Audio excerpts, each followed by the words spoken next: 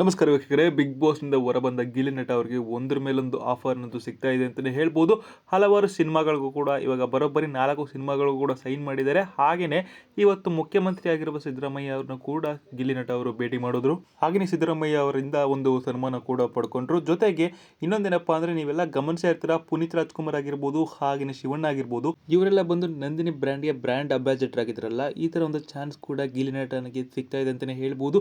ಈ ಒಂದು ವಿಷಯವನ್ನು ಇವತ್ತು ಸಿದ್ದರಾಮಯ್ಯ ಅವರ ಮುಂದೆ ಇಟ್ಟಿದ್ದಾರೆ. ಅವರು ಏನು ಹೇಳ್ತಾರೆ ಅನ್ನೋದನ್ನ ಕಾದು ನೋಡಬೇಕಾಗಿದೆ.